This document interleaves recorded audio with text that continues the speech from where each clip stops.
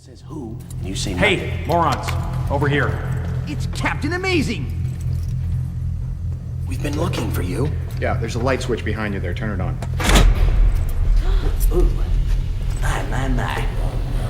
Well, we meet again, eh, Captain? We're here to rescue you. Yeah. Blue Rajan, you would call me, sir? Master of Silverware. You told me to keep up good work after the Red Eye skirmish. Yeah, I meet so many people in this business, but I think so. Yes, could you two locate the master ignition switch over there in the main console? Maybe you could open that up? I'll be out of here in 2 shakes of lamb's tail, Captain. It's frightfully uncomfortable. Great. How does this work? Oh, I see one of these things. Yeah. Okay, you gotta like push this thing in, I think, and twist it. Don't force it, don't force it! She's right, my little friend. This contraption is in fact a weapon of mass destruction. Casanova plans to turn it against the city tonight at midnight. Hey, something's happening. Something's happening. Okay, very good. Now on the wall to your left, you should see 2 toggles side by side. Oh, toggles? What do you mean toggles? You talking about switches? I see them, Captain. Thank you. Flip the first toggle. Flipping. Excellent work. Now flip Jolly good work, team. Jolly good. Could you just over there, please? Of course. Sorry. Now flip the second toggle. As he says, Bowler, and no turn off his speed. Captain, I'm just gonna ask you directly. Do you know billionaire Lance Hunt? It's me. No, I'm kidding with you. I've always wanted to do that. What's next? I just told you, flip the second toggle. Again? What do you mean? Flip the toggle twice? No, don't do that. Just flip it again, now, one time. Flip it. Does he understand what I'm asking? Hold on a second. Captain, exactly how many toggle flips in toto are involved in this entire procedure? It's 7. 7? Flip it! 7? Hold the phone, everybody, hold the phone. You phrased that incorrectly. We need to know how many toggle flips are needed, not counting the gratuitous toggle flip you may have asked for in a moment of panic. Flip it! Okay, you know what? Can we just start again? Is there some sort of like reset button on this thing? No, you little freak. There's no button for resetting. Flip the switch, lady. Don't stare at me. Lift your left arm. Flip it, you moron! Whoa. You're a moron! I am not a You're a moron. moron! Flip Do the not call switch. her a Flip moron. it! That's not cool. Thank you. I will do it. I'll Flip do the it. switch, lady! Don't look at me like that. It's this one, yeah? Uh-oh. Wrong switch.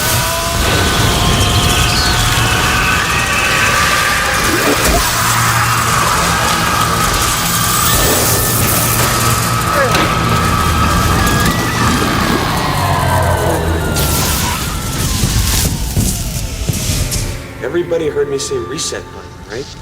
Oh my god. Oh my god, we killed it. What do you mean, we? I was right here.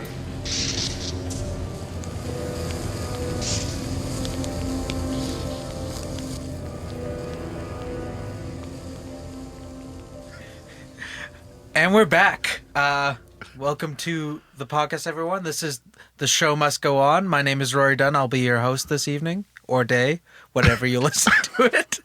And I'm joined by my co-host, Tim Kaler. How you doing, Tim? I'm doing good, Rory. How are you? I'm doing well. Yeah. I'm doing pretty well. So this is the podcast where Tim and I, we take a film that didn't get a sequel, prequel, spin-off, or anything, and we pitch a film for that. We pitch a sequel or a prequel or a spin-off. So last episode, we did 7, which was your pick, Yes. Tim, and you're super excited to find out who won. I am. And the winner of last episode, Fingers crossed. 7 by 7. Oh, are you kidding me? No, I won. Oh. Yeah.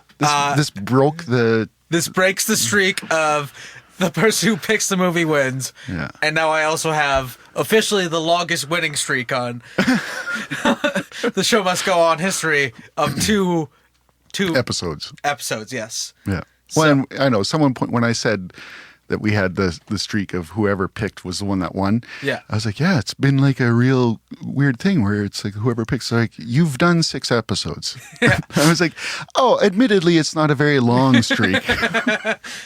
And now it's been broken forever. Oh, damn it.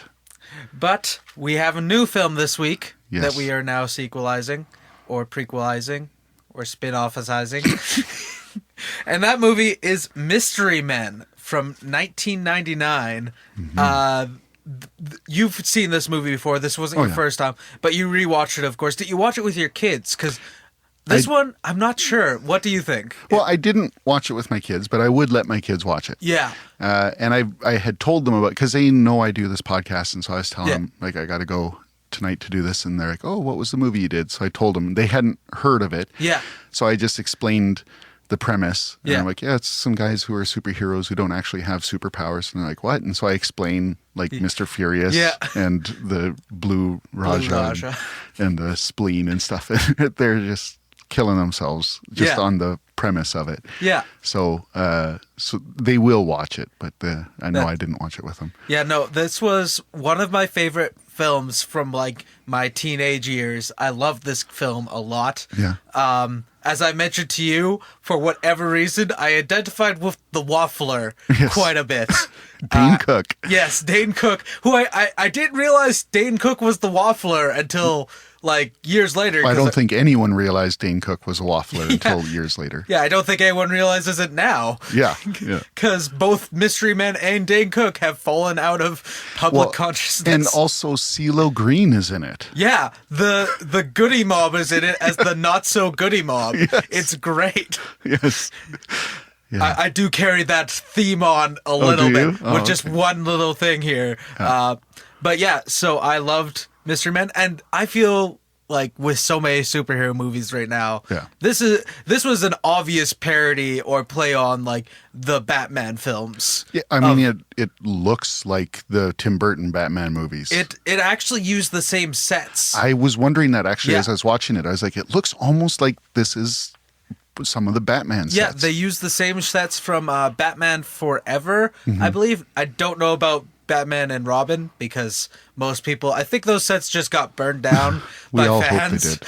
Yeah, but it's such an obvious parody of that. So I kind of carried that theme on, but it's not so much parodying those ones. It's more parodying or playing off of current trends in superheroes. So the dark and grittiness of Zack Snyder and the little too clichédness of Marvel, in my opinion. Yeah. But yeah, that's what I'm going off of. So I'll be, since it's my movie, I'll be pitching first. Okay, and look forward to my it. sequel is called Mystery Men 2 Villains. So we open on a high-speed chase going through the streets of Champion City. They're just going, there's a gangsters in the car. They're driving around, and it's the Bloodhound Gang. Oh, God. That's I just had to. I wish the Bloodhound Gang was more popular or people knew who they were nowadays so that joke would play. Yes. Oh, by the way, mine is set maybe 5 years after the first Mystery Men. Not the full 18 years that it has been, but yeah, so they're driving around, they just committed a robbery, and then they hear a thunk on the roof of their car, and they're like, what's that? And then a waffle iron comes streaming through their windshield, and it's the Waffler. Because I wanted to bring the Waffler back, of course. And he's smashes their windshields in with his waffle iron, and he takes out syrup from his belt, and he starts spraying them down with syrup, hoping to get them to pull over. Yeah. So they turn down this back alley, and they slam on the brakes of their car, and the Waffler goes flying off, of course. Yeah. And he stands up, and he's about to go at them again, but from the darkness behind him, two claws come forward, and they grab him, and they rip him back into the darkness, and screaming, and cut away to the next morning. The Waffler is dead, completely ripped apart. I mentioned it before that I was thinking of maybe doing a spin-off directly of the Waffler. Right. Instead, I've just killed him completely within the first 5 minutes of the film.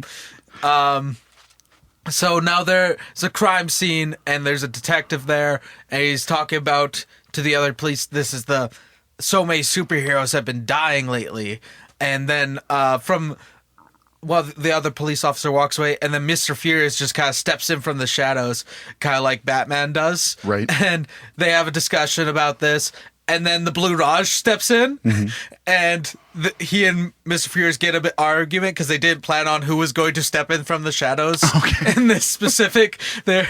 And the detective's just like, you know what, guys, just go away. I'm not dealing with you guys right now. I've got some murders to solve. Yeah. And they decide to go to the Mystery Men headquarters.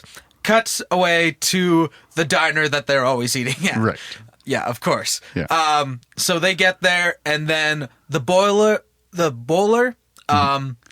invisible boy who's changed his name to Invisiboy, and the shoveler are there, and they start discussing. Okay, this is like the 6th superhero to be murdered in a while in such a vicious manner, literally torn to shreds. So we really need to work together on this.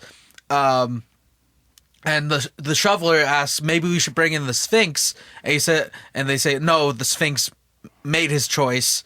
They kind of leave it dangling like that. That's not a reference to anything that happened. No. They just say we should. Like he's just like, maybe we should talk to the Sphinx again. Yeah, foreshadowing. Okay. And they say, well, let's try and get like a council together of superheroes so that we can maybe try and figure out what's happening. They suggest different groups from like the Cheetah Boys to I have the Coal Miner Kids because I thought the idea of that is just funny to me as a gang. As a bunch of little kids dressed as coal miners going around robbing banks. I'm sorry. I'm a simple man. That's funny to me. Anyways, but they don't think it was any of them because it was just too vicious of a crime. They've never seen something so vicious within the city before. And at this point, the Spleen team walks in, and it's the Spleen with the superheroes, the Skunk, Trash Can Sam, and Fungal. And it's so they start getting, and they get in an argument with the Mystery Man because, you guys aren't supposed to be here. We get it Tuesday, Wednesday, Thursday. You get it on the weekends. And they have a bit of an argument, bit of a tiff. Gets broken up by the bowler, basically, just shouting at everyone. And the Blue Raj suggests, we should tell them about the meeting, and Mr. Furious dismisses it. He's just like, they're not actual superheroes anyway. Cut away to the Skunk being led into a dark corner and ripped to shreds, of course. So next morning, they're at that crime scene again, and I thought it would be funny to have, again, it's Mr. Furious, Blue Raj, and then the shoveler also shows up, and they get a bit of a tiff about who was supposed to show up at this specific crime scene again. And then the Spleen shows up, and he's thrown off because it's the Skunk, and it was his best friend. Right. And so they're just like, okay, let's get this meeting together. Let's go to Doc Heller's place, who was Tom Waits in the first one. Fantastic. Yeah. Any movie with Tom Waits. Yeah. Let's be honest here. So they decide to get all of the superheroes together. They go out to the abandoned amusement park for their meeting. And at this meeting, they try telling everyone, okay, no lone wolfing anymore. We all got to stick together. We all got to be teamed together. And, the other superheroes, they start getting a little uppity. They're just like, we're not going to team up with you guys, the failures of Champion City. Mm-hmm. And so they take offense to that, and the Mystery Men, they're just like, we're not the failures of Champion City. And it's kind of revealed here that after the initial savior from the first film, they became fairly big, kind of as who was Greg Kinnear in the first one? Captain Amazing. Captain Amazing. I keep thinking Captain Fantastic, Mr. Amazing. Yeah. Anyways, Captain Amazing they kind of get to his level. Mm-hmm. Not corporate sponsorship or anything, but they end up botching a really big case, and somebody important dies. I was thinking like the mayor's daughter or something ends up dying in the crossfire of that botched case, and they ended up blaming it on the Spleen, or at least Mr. Furious did, which led the Spleen to split off to form the Spleen team, and kind of and the Sphinx. After all that, he just quit altogether. He's just, I'm out. And so the other superheroes are just like, we're not going to team up with the Mystery Men. You guys couldn't fix this case. You guys have been failing for a long time. We're doing well on our own. And at that point in the meeting, just as everyone's just about to get up and leave, they get attacked by the Amalgamation. Is the name of the villain. And it's just this giant, basically kind of like Jekyll and Hyde creature, kind of Frankensteinian creature, and it's kind of like a monster that's just kind of parts of all of the superheroes that have been getting killed. Right. They've been getting missing parts and attaching it to himself, and so he's using the powers of all these other superheroes they've killed, and just as a massive monster thing. A few Red Cloak superheroes die. We could probably kill Pencilhead and then have a really funny scene of Son of Pencilhead vowing vengeance or something. That'd be good. A few callbacks to the first one. I always like how he said he was Pencilhead, but his logo said PM, like Pencil Man. Oh, I always liked how he was Pencilhead, but he said it, I am Pencilhead, and I am Son. He comes in all pumped up. And so maybe that's a little behind the scenes. Pencilhead was originally Pencil Man, but he needed to be, you can't be Son of Pencil Man. That just sounds strange. But just the way he just says, I'm Son of Pencilhead, and then he just puts his head down and walks away. It was like, that was it. We're done. Yeah. Anyways, back to your movie. Yeah, anyways. Great movie. Yeah. Anyways, so they get attacked, and then they just kind of, the Amalgamation disappears at some point. I think Doc Heller would probably use maybe something on it to call it away, get it to go away. And so at this point, they're just like, okay, we need to get the Sphinx. The Sphinx could maybe solve this. So they go to the Sphinx's house, and by the choice that the Sphinx made, he chose to go back to his normal life of non-superheroing. And he's a complete loser, it turns out to be. He lives at home with his mom. He's spends all day just in his mom's basement, just on the computer. He's basically just your stereotypical nerd, which I thought would be a really funny correlation to... Oh, that's what I thought he would have been when I watched the movie. Yeah. And so they tell him, okay, we need to get together and we need your powers. And then they get into an argument because they're just like, I thought he had this power. Well, I thought he had this power. And it turns out it's revealed what the Sphinx's actual power is, which is never revealed in the first one, really. Well, he can cut guns in half.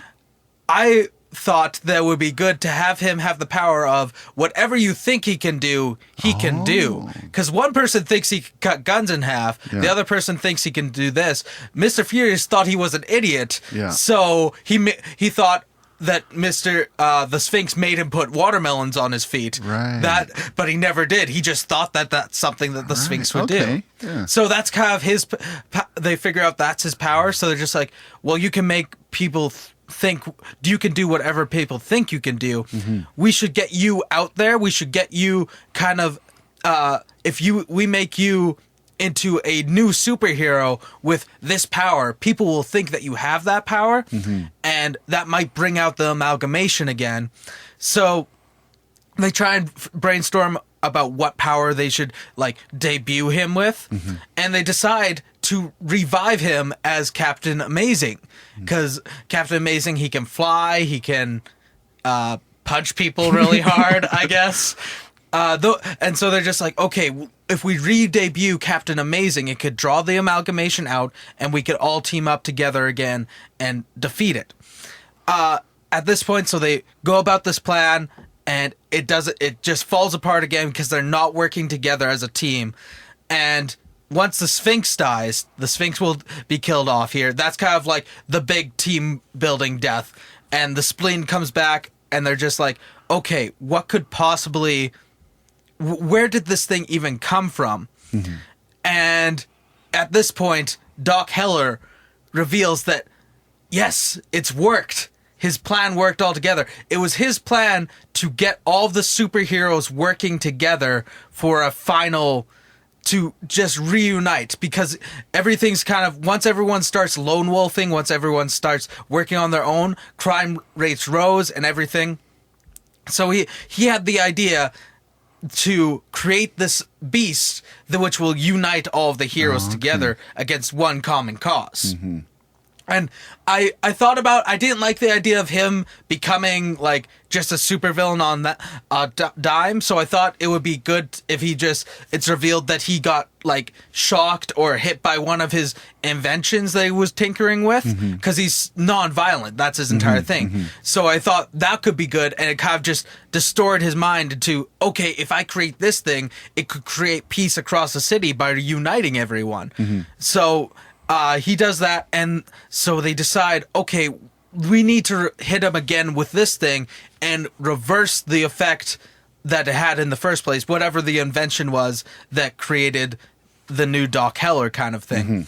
So they go about doing that while they decide, Mr. Furious and the Spleen, who've been arguing this entire time, they decide they're going to be the bait for the amalgamation while everyone else goes to find this invention and figure out which it is. So we'll have a cutting between those two trying to stave off the amalgamation and just kind of superheroes playing with these inventions. I thought it would be a little bit of fun just having them use various inventions on each other, and then it goes terribly wrong. They're using the wrong ones, and eventually they find the right one. They hit Doc Heller with it. He destroys the amalgamation, and the Mystery Men have been reunited. So that's kind of my pitch. Well, there you go. So one thing I like when you said about Doc Heller trying to bring them together, because there's at the end of the first movie when they're like they were showing them on TV. And like he gets super excited because he's like, that's my team. That's my team. It sort of plays into that. Yeah, that's what I was thinking. I see Doc Heller as like super like a radical left-leaning kind of person. If we put it on kind of a spectrum, he's just radically non-violent. That's how he is. And when he saw his team splitting apart and he saw crime rising throughout the city because everyone had lost hope again, he's just like, okay, if I create one thing that everyone can hate, then it will focus everyone and pull them back together. Yeah. And I just want more Tom Waits in general. I'd always more Tom Waits, please and thank you. No, well, and I liked that. And so you don't have really new heroes being introduced. No, right? I didn't have many new heroes.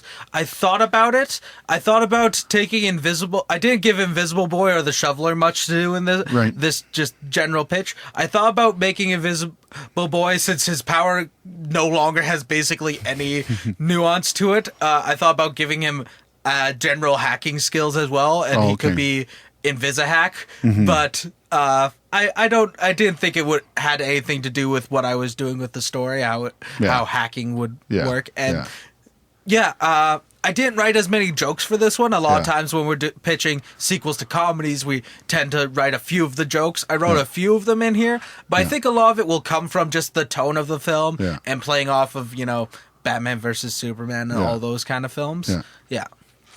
I liked it. Interesting thing before we move on, I thought I'd mention is actually with when I was mentioning tone of comedy here, is the original one there was massive fights on set actually because everyone was disagreeing about what the tone of the film should be. So this one, it's again everything is uniting. They're uniting together on set for a common tone of mocking Zack Snyder, and they're uniting together as a team. I wonder how they could have had fights about the tone when you've got so many comedic actors. Well, I think it's just they're all probably with maybe the director who Kinka Usher is his name. He never directed anything else again.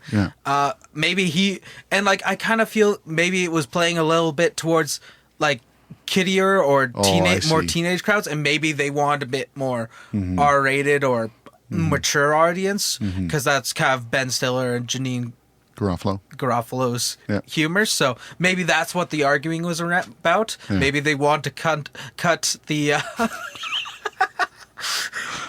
you can edit that out, right, producer John?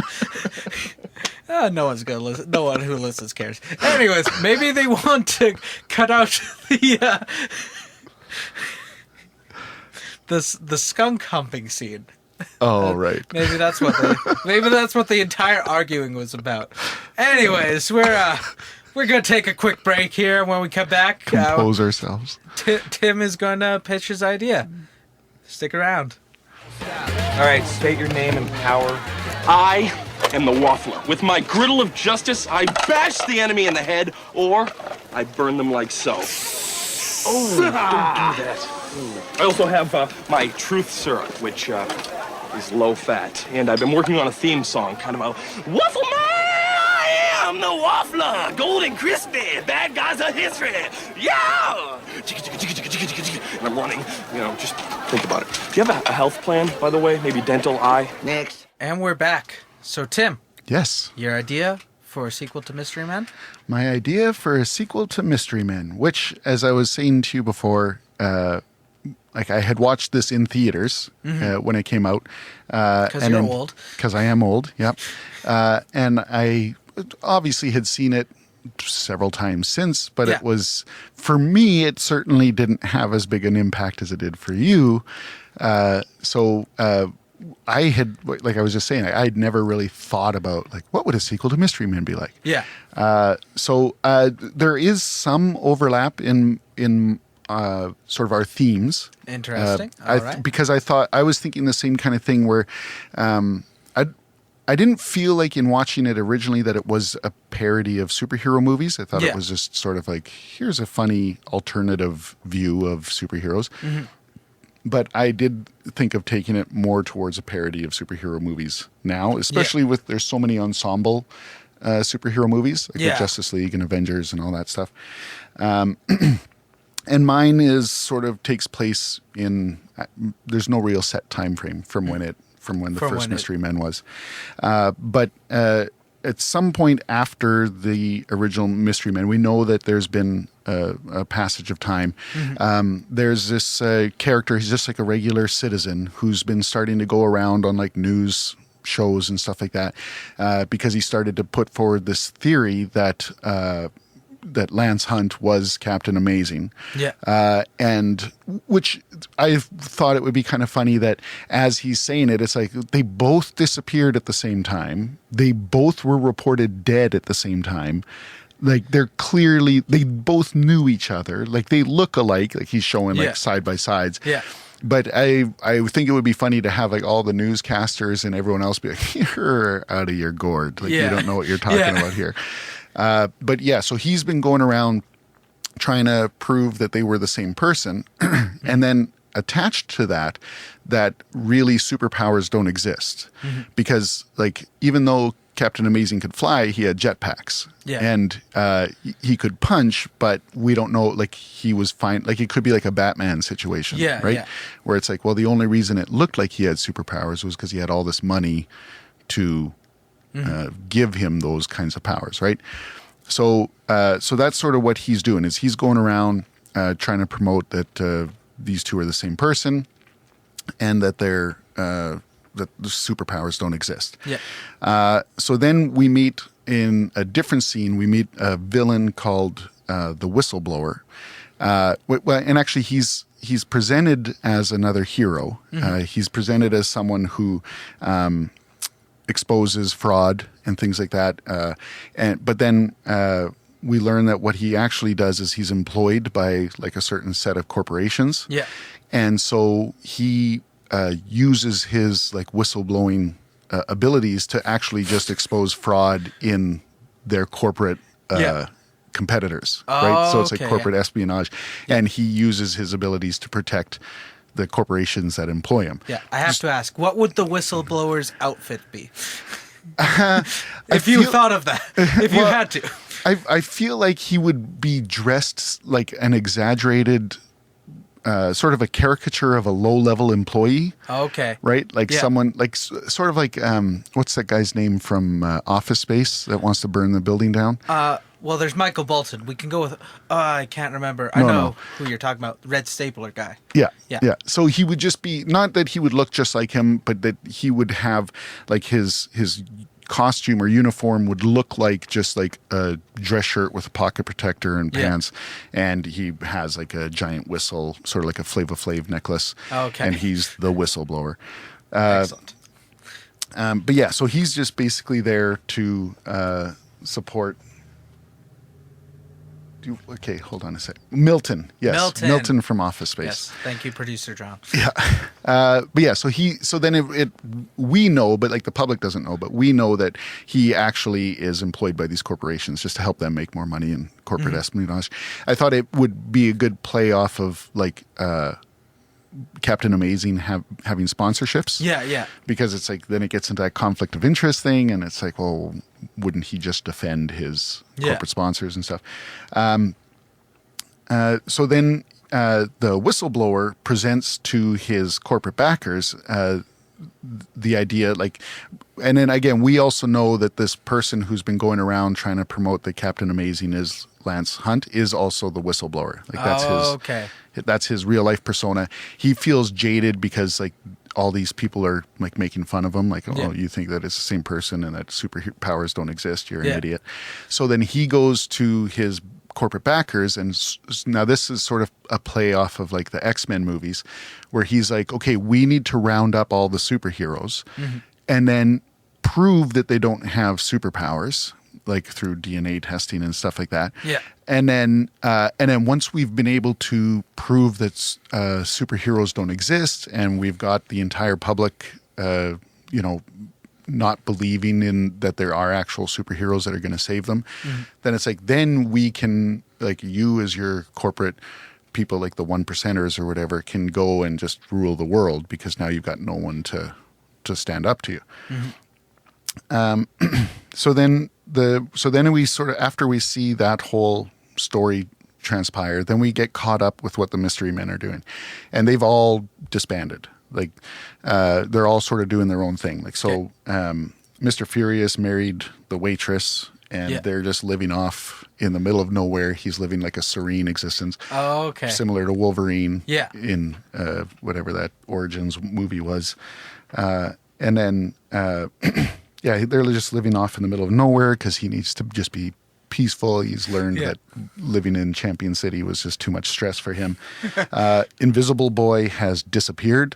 No one knows where he is. He's just gone.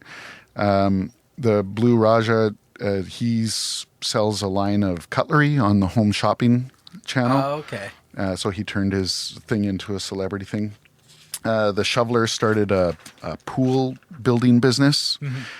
So he's sort of, quit the thing. He's like, I'm going to go legit. And he's just decided to be. He's still with his wife. Yeah, he's still with his wife and the kids. Because, in the end, the kids are happy about him. But then he also realizes, like how she said, like, you're an amazing dad, an amazing father. That's good enough. And then he realizes, like, yes, that is good enough. Like, and then the Spleen, after never being able to find love, because we always see him hitting on the bowler, he's just gone into hiding with Dr. Heller, and he's sort of working with him as his assistant. Oh, okay. And then the bowler, she returned to grad school, like she said she was going to, or she said to her dad after he kills the disco guy. And she got a degree in theoretical physics, which I thought would be funny because the ball defies all physics. Yeah. And so she's become this physicist. And the ball is just in a trophy case in her home. Oh, okay. And then the Sphinx, is still training. So he's sort of like a Professor X kind of thing. He's still training heroes to be superheroes and stuff like that. Yeah. And so he's been training the Waffler. Oh, good. Yeah. Yes, the Waffler. Yeah, he's back. But then he learns that the Waffler has been abducted. Oh. And that he's being tested on by the Conspirator. Ooh. Yes, to find out if he actually has superpowers. We know that the Conspirator is the whistleblower's alter ego. So now he's the regular Joe. Yeah. Trying to disprove Captain Amazing. He's also the whistleblower who is like the front man good guy. But then when he's doing his real shady things, he's the Conspirator. Ooh. Yes, I know. And here he's just wears an all black suit. Like it's just all black and dark. He's got like the dark, like a big hat that puts his face into shadow and everything. I'm wondering, does he wear glasses during one of them and then not during the other, and that's why people can't tell the difference? Kind of like the Captain Amazing? Well, I think when he's the whistleblower or the conspirator, it's just a costume change. Yeah. That people don't equate it. Yeah, it's like, oh, the whistleblower's here. Well, where's the conspirator? He'll be back later. Like, Yeah. But then when he's like his normal citizen guy, he's got his glasses on or whatever. Okay. And then you could even have it be where like he's like, guys, I'm the whistleblower, like just to prove to you that Lance Hunt was Captain Amazing. Like, look, and he pulls off his glasses. No, you're not the whistleblower. You're clearly just Todd Peters or whatever. Right? Yeah. So then the Sphinx finds out that the Waffler's been abducted and that they're doing all these tests on him to be able to demonstrate that he doesn't have any superpowers. And then so he realizes like, oh, like there's something happening here. We're going to have to he starts to hear rumblings about this, like, again, playing off of like the X-Men thing, how they wanted to register all the mutants. It's like, oh, they're going to start rounding up all of the superheroes, and then, you know, what are we going to do? There's only one team that's going to be able to stop this, the Mystery Men. So he goes to start trying to round up, obviously, the Mystery Men. So we would see like it would be like a montage of him going to each of them. They're all reluctant to join, because, you know, they've all had their reasons to quit, but then they find out, like, but the Mystery Men each still separately. So like him going around would just be similar to what happened in the original movie. Like he goes to see Mr. Furious and he's just talking to him in his backwards talking, like flip-flopping talking, and it's just driving him nuts. And he's like, no, I'll get lost. And, you know, he goes to the Spleen, and the Spleen is upset because everyone makes fun of him and this and that. And, you know, so it's just like a whole sort of montage to each one, and they're all like, no, you're, and it, like the fighting that when he goes to see the bowler, because how they would always do the back and forth, like, well, no, maybe you are, well, no, maybe you are, no, well, but maybe you are, like it would be like that kind of, just a sort of play off of the original. So they're all reluctant to join back up, but then they find out that the Sphinx has been killed. Ooh. Yes, because he had been abducted by the conspirator, and the conspirator was doing the same tests on him that they were doing on the Waffler. And so with the Waffler, once they had realized, okay, he doesn't have any powers, they just they don't let him go, but they put him off to the side. Yeah. But then with the Sphinx, as they're doing the tests on him, they realize, oh no, he actually has superpowers, right? So maybe superpowers do exist, but we can't let that, you know, that can't get out. Yeah, it goes counter to our narrative, so we have to kill him. So the Mystery Men, each in their own way, they somehow find out, like either on the news, they find out about this person who was killed, and they realize it's the Sphinx. Yeah. And then, you know, it would probably start with like the Spleen, and I would think it would be Spleen and Dr. Heller would be the ones to do the investigation to try and find out, like, how did he get killed? Because they're the only ones that are still, even though they've kind of gone into hiding, they're still the ones that are still kind of working as in their original fields. And then, so then they realize, like, okay, this is what happened to him. And then, so the Spleen and Doc Heller go around and be like, okay, no, guys, this is the real deal. This is actually happening. And so they all realize, like, oh, we have to do something about this, because at first they just thought, oh, they're just rounding people up trying to prove whether they have powers or not. But now that they found out that if they find out that you have powers, then they kill you. And they're all like, well, we have powers. Yeah. Right? Which I thought was so funny in the original movie, where it was like, I shovel real good. Yeah, God gave me a gift. And even when Mr. Furious doubts that he has powers, then it turns out that he still has powers. I'm doing air quotes on that. And even like the only ones that like came close is like the bowler with her dad and Invisible Boy, which I still wish that there was a way that they could have worked it out that he didn't really have powers. Yeah. Because it was just so funny. It's like, I can turn invisible when no one's looking at me and there's no cameras on me and when I don't look at myself. So I don't know. I thought that was funny. But anyways. And the Spleen has powers. I guess that would be like saying Hawkeye's got powers because he can really aim arrows. It's like but you he's have really good at aiming his super farts. stenching farts that That he knock can people target. out. I think that's a power. Okay. Anyway, some people would debate whether these are powers. But anyways, for them, they're like, well, no, we do have to do something because we really do have powers and we don't want to get killed. And so then they're like, okay, we got to join up and do this. And then while they're starting to believe this, like there's an abduction attempt on each of them also. Which just sort of is used it gets them to use their powers again, and then also drives the point home that this is like a serious thing that's happening. Yeah. So then they all join back up, and then I wanted to bring back the PMS Avenger. Yeah. I always forget about her, but that was a great bit. I just thought it's like I only work 4 days a week. Yeah, okay, whatever. Hey, that's up to you. Whatever, whatever she says to them. Like it's just like, yeah, whatever. Screw you guys or whatever, and she leaves. But yeah, so the PMS Avenger comes in, and then also they bring in a new hero called the Super Soaker, and he's just got a whole bunch of water guns. So he's sort of like a Punisher type character, but with water guns. Yeah, and all the water, like he's got different water for different types of like and some of it's just like this one's infused with what's that thing that makes you calm and go to sleep? I don't know. Booze. People put it in like their baths. Like it's some fragrant jasmine or something like that, right? It's like this one's infused with jasmine and this one's got like bleach and this one's got, whatever, right? So he's got all these different waters so anyways, he's the Super Soaker. Yeah. So then the mystery men, band together. They realize that through their investigation work that the Spleen and Doc Heller have done, like they've sort of expand on it. They realize that the whistleblower is the same person as the conspirator. Yeah.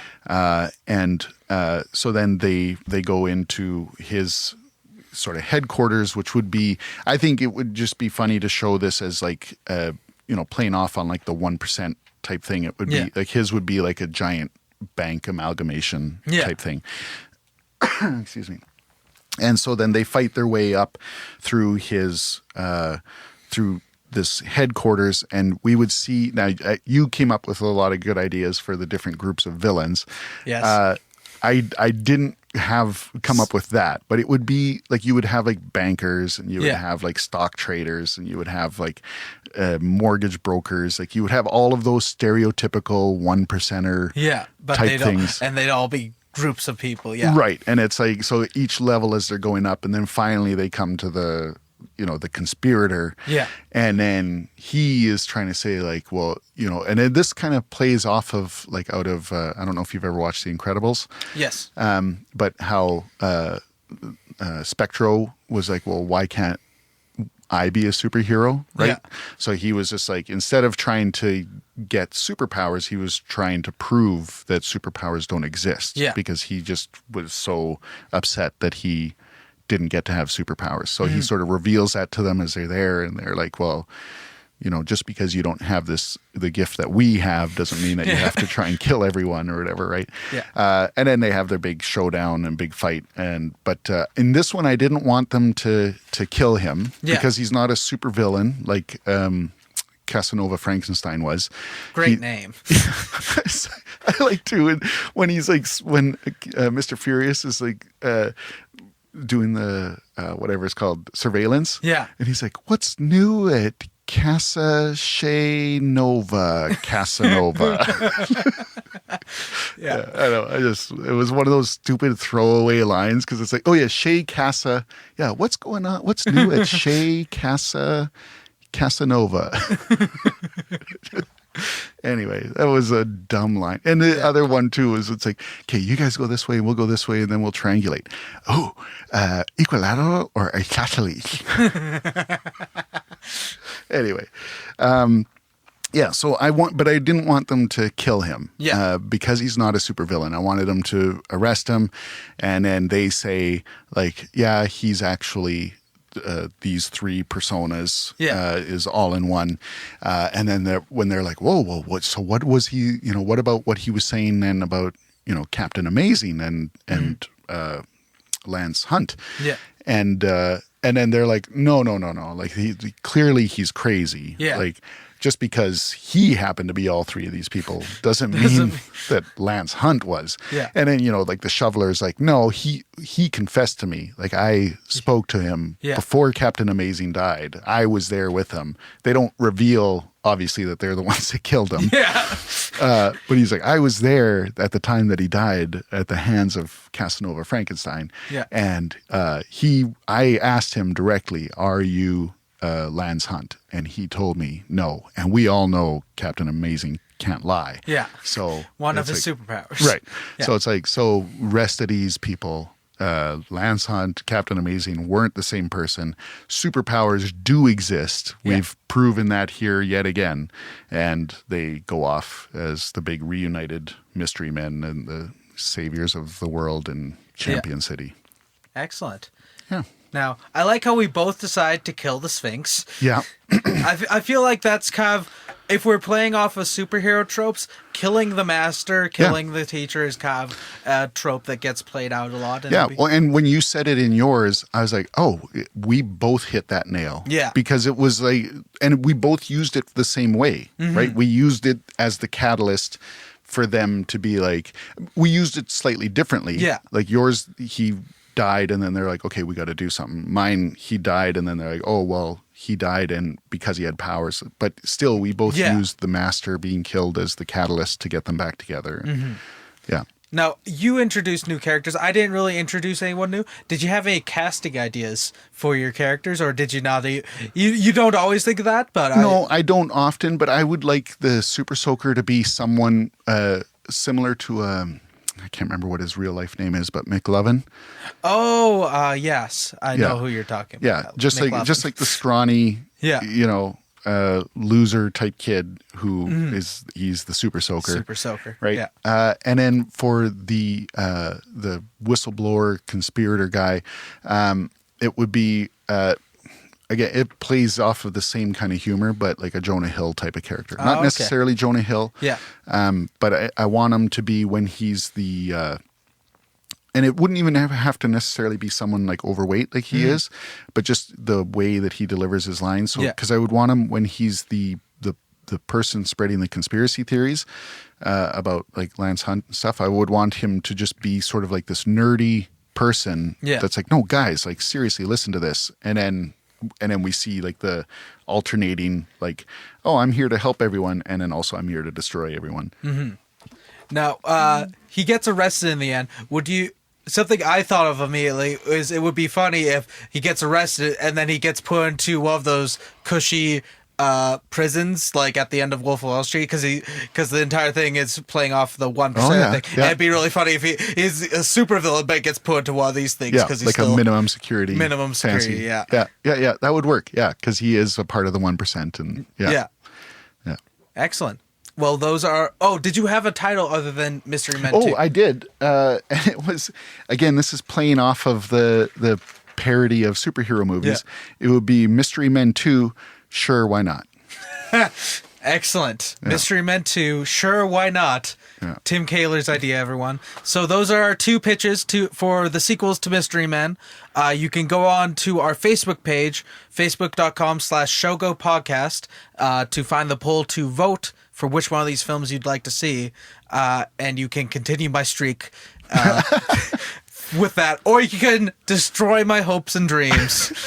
Either way, that's facebook.com/Shogo Podcast. You can find us on iTunes, rate us on iTunes, Google Play, The Show Must Go On. You can find us on SoundCloud, The Show Must Go On, Twitter, Shogo Podcast. Where can we find you on Twitter, Tim? The Tim Kaler. The Tim Kaler. Excellent. Thank you to producer John Hill, and we'll talk to... Oh, shit. We need their next movie. We haven't... Oh, I was doing that too quick. What is, Tim, your choice? It's a movie that has rumored that there's going to be a sequel to it, but there's nothing in development yet. All right. District 9. Ooh, yes. That was on my list. Like, I've gone online and been like, what movies need a sequel? And that's like number one on basically every single list. So, yes, I'm excited. And that one, I actually might be doing a prequel for because it's quite a bit later that the movie is set from when they land. Yeah, they just sort of say, like, the spaceship is here. Yeah. And then, Excellent. So, we'll be checking in with Christopher Robbins? What I can't remember the name of the character. Christopher is the name of the prawn. Right. I don't Christopher remember. Robbins. Yeah. We'll check in with him next time on the